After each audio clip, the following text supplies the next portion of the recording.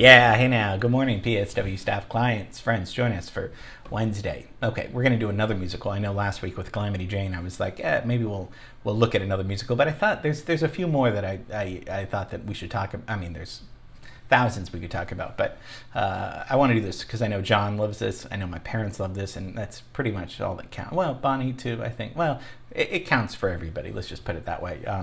Yesterday we looked at Louis Andriessen, the Dutch composer, who's going to be doing De Staat. I just read they're going to perform it live this year at the LA Phil season. So kind of cool. I was just researching, during researching the classes, I looked at the schedule last night, and the LA Phil is going to perform that. So whoever wants to come along with me, raise a hands. No? Nobody? Okay. It'll be fun to see. We're going to look at a really classic musical and look at a composer that everyone knows. This guy's music, so prolific, one of the most prolific composers, up there with Sondheim probably. And they have the same exact birthday, although they're 18 years apart. So today we're going to have a lot of fun, not getting too religious, but there's religious themes, looking at Jesus Christ Superstar.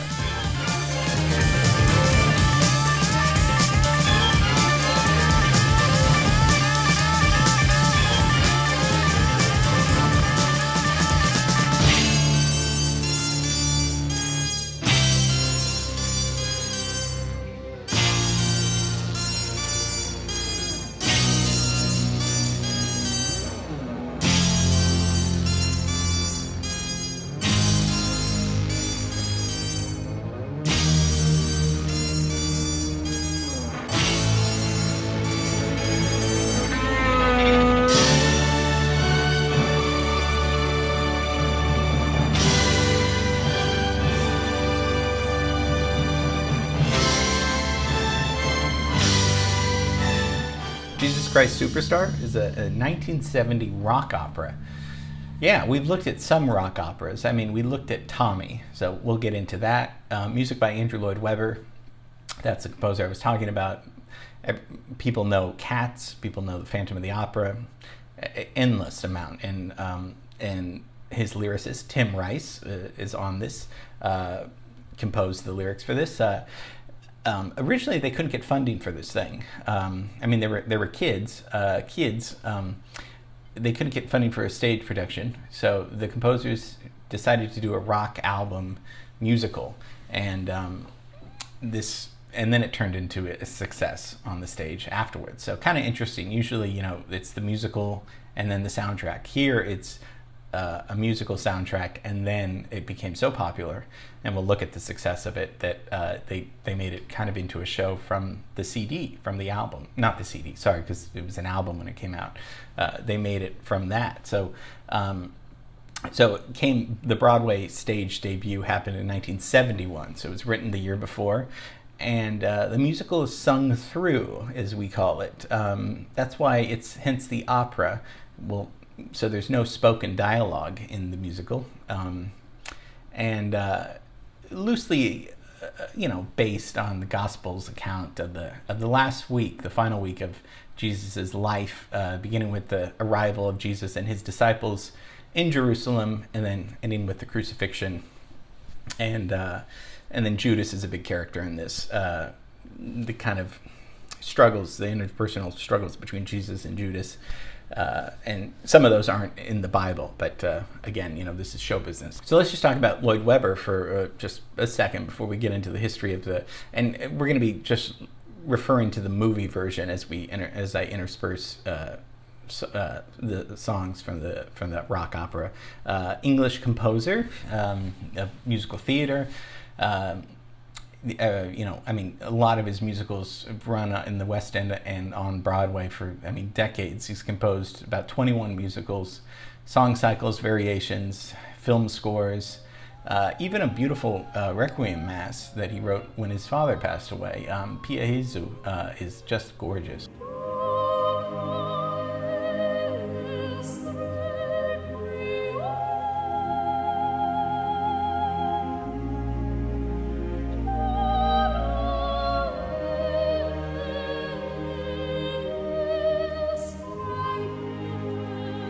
Great piece, but we're not talking about that. Just had to play a little bit of it for you. worth about $1.2 billion. I think he surpasses Paul McCartney as one of the richest, people in England. Probably Phantom of the Opera is his most famous. Grossed about 5.6 billion worldwide, more than Avatar, more than Titanic, and even more than all the Star Wars films combined. So when you think of musical theater making a lot of money, that makes a lot more money than movies many times. And it's hard to deny. I mean, there's just some great music in Phantom of the Opera, whether you're into that stuff or not. Great songwriter. So born in London, his father was a composer, came from a musical family. His younger brother is a very famous cellist, and mom was a pianist, and he was playing the piano and violin at age 3, and then began studying the French horn and writing his own music at age 6. So already he's a prodigy. Wrote his first musical when he was 13 years old, so very precocious. So by the time he's 19, he's like a professional almost. And with 19, he did the Joseph and the Amazing Technicolor Dreamcoat.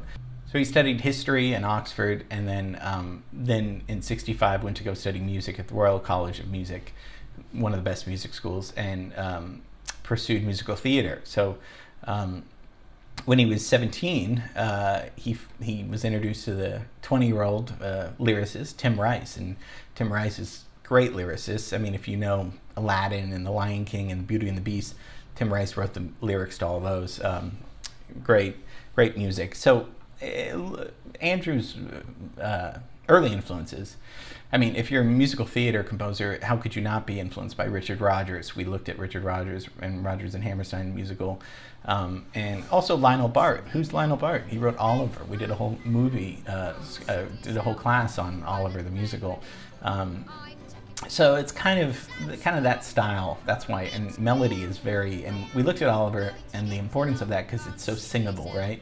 A lot of Andrew Lloyd Webber's music is very singable. It's very memorable because of melody and stuff. So following year, when he's 20, Andrew Lloyd Webber writes with Tim Rice, Jesus Christ Superstar. Try not to get worried, try not to turn on to problems that upset you. Don't you know everything's alright, yes, everything's fine. And we want you to sleep well tonight. Let the world turn without you tonight. If we try, we'll get by, so forget all about us tonight. Everything's alright, yes, everything's alright, yes. Sleep and I shall soothe you, calm you and anoint you for your hot forehead. Then you'll feel everything's alright, yes, everything's fine. And it's cool and the ointment sweet for the fire in your head and feet. Close your eyes and relax, think of nothing tonight. They write it in 1970. What's going on in 1970? I mean, I'm talking about this, but we need to step back globally. 1970, a lot of deaths happen. Let's just get the deaths out of the way. Jimi Hendrix dies in 1970 in London of an overdose. Janis Joplin dies that same year. They were both the same age, of course. She dies from a heroin overdose, and Simon and Garfunkel released their final album together. So they're going to be splitting apart. But even more important, the biggest split of all is what? 1970 is when the Beatles split apart. When you think of them, they were only really a band for 10 years, 1960 to 1970. And look at that, we still talk about them. So those are the deaths, in a way. What's going on in the 70s? When they start writing this, we're going to get more progressive rock. We're going to get Pink Floyd and Led Zeppelin and David Bowie. And then maybe the most successful of all the 70s, though, is ABBA. They're maybe the most successful.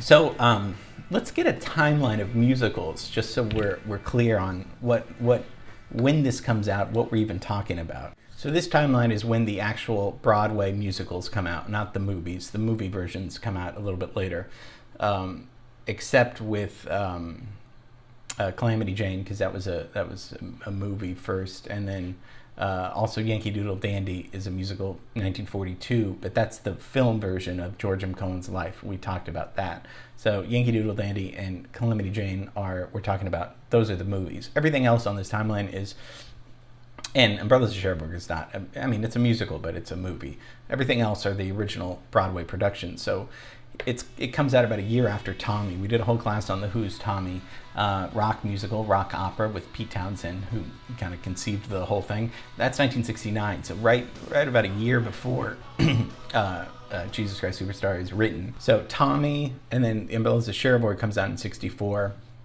Those musicals, now we're getting, in the 60s, we're starting to get rock operas, rock musicals sung through, as I mentioned. Sung through is just no spoken dialogue. That goes back to the 1750s about when there would be, operas would have kind of dialogue, but you would sing the dialogue, so it wasn't song, stop, dialogue, another song. It wasn't like that. That's traditionally how musicals are. This is just music all the way through, and if you have to say something, to move the story along, you kind of say it. What's the buzz? Tell me what's happening. What's the buzz? Tell me what's happening. Why should you want to know? Don't you mind about the future? Don't you try to think ahead. Save tomorrow for tomorrow. Think about today instead. What's the buzz? Tell me what's happening. What's the buzz? Tell me what's give you happening. facts and figures. What's happening? What's the buzz? Tell me what's Even happening. give you plans and forecasts. When do we ride to Jerusalem? Even tell you where I'm going. When do we ride to Jerusalem? When do we ride to Jerusalem? When do we ride to Jerusalem? When do we ride to Jerusalem? Why should you want to know? Why are you obsessed with fighting times and fates you can't defy? If you knew the path we're riding, you'd understand it less than I. Tell me what's happening. What's the buzz? Tell me what's happening. What's the buzz? Tell me what's happening. What's the buzz? Tell me what's happening. So Jesus Christ Superstar, like I said, began as a concept album because no producer really wanted to put it on stage. And in fact, Andrew Lloyd Webber thought it was a ridiculous idea when Tim Rice said maybe we should write about Jesus. And just so all these songs were first written and conceived for an album before it was staged and all that stuff. So it became so popular on the radio that people started putting on productions without Lloyd Webber and Tim Rice's kind of approval. So they started staging this from an album, which is kind of interesting. So they write it in 1970. 71, they first put it on in Philadelphia, in Pittsburgh, and in front of 13,000 people. And when they start doing this, I think word goes back to England that okay, people are starting to put on this album. Maybe we should make this into a live stage musical. So it was originally a 2-disc concept album in 70, and it hit the Billboard charts immediately, and American fans began loving the music.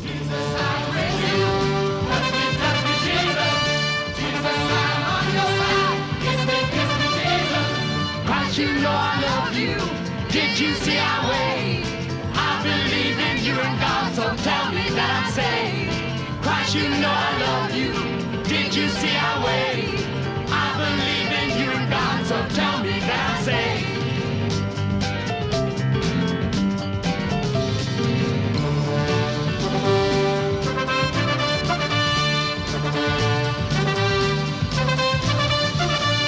Christ, you know I love you. Did you see our way? I believe in you and God, so tell me that I'm saved. Christ, you know I love you. Did you see our way? I believe in you and God, so tell me that I'm saved. Jesus, I'm with you. Touch me, Jesus. Jesus, I'm on your side. Kiss me, Jesus. So most of the plot of this is about Judas and who's really upset with Jesus and his direction of where he's going to. So there's, and as we see with the opening, they arrive in a bus, so it's already set up to be not a realistic historical account. which I thought was pretty cool by the director, Norman Jewison. So the movie comes out in 1973. You want to go to Israel? I don't, but okay, we will for the class. Let's map and go to Israel, where they filmed the actual movie on location in the 105-degree heat. Norman Jewison, a very famous Canadian film director, did In the Heat of the Night, which was huge, Fiddler on the Roof, and Moonstruck. So very successful filmmaker, and Thomas Crown Affair, which is a fun one. So the budget for the movie was about $3.5 million, makes $24 million. Andrew Lloyd Webber hated the movie, didn't like the first production, the Broadway production, and didn't really like any of the productions until I think the last decade or so. And another interesting thing is that we think of classical musicians, in a whole different separate category, but actually Shostakovich came to see this before he died, and he saw the production in 1975. We did a whole class on Shostakovich, the Soviet composer, all those wonderful jazz suites. We know about his horrible kind of depressing life under the reign of Stalin and all the suppression and stuff, but he went to see it in London, and he said he wished he composed this, and really loved how Andrew Lloyd Webber used the rock guitar, the rock band for the musical thing, and I just thought it was interesting because we think of these worlds as so different, but Shostakovich, huge musical genius, sees this and says, well, I know I like these guitars. It just shows you that not everything has to be divided, that music is just music and it's fun, and there's not serious music and there's non-serious music and all this stuff. It's fun when you see musical ideas just kind of, where the lines are blurred, because there's good music, there's bad music. I mean, that's subjective, but that's kind of cool that he thought that and said that, and that was a huge compliment to Lloyd Webber, of course. I don't know how to love him, what to do, how to move him. I've been changed, yes, really changed in these past few days. When I've seen myself, I seem like someone else. I don't know how to take this. I don't see why he moves me. He's a man, he's just a man, and I've had so many men before, in very many ways. He's just one more. So by 1980, I mean, the musical, it grossed about $237 million worldwide. It was a huge musical for Andrew Lloyd Webber. Just thought I'd kind of share some songs and moments from the movie, because it's so much fun to sing along to. I've seen it live a few times, and it's been a lot of fun. And I mean, we could do many more. Maybe we will, other musicals of Andrew Lloyd Webber, but just wanted to introduce you to one of his early works, maybe his second work. So he's just a kid when he wrote this, and it's still being performed all the time because it's got melody, right? It's got good melody, and they were also smart about keeping it, using rock was so prominent during this year in 1970. So if you're going to keep up with the times, you want to use a rock band for your score. And as Shostakovich thought, yeah, that's going to work. You don't have to make it some serious piece. It can just be fun, good singable music. That's what Andrew Lloyd Webber did. So I hope you enjoyed that. Tomorrow we're going to be going back to LA, and it's going to be great. It should be great. I don't know. Okay, love you and miss you, and see you tomorrow. Bye.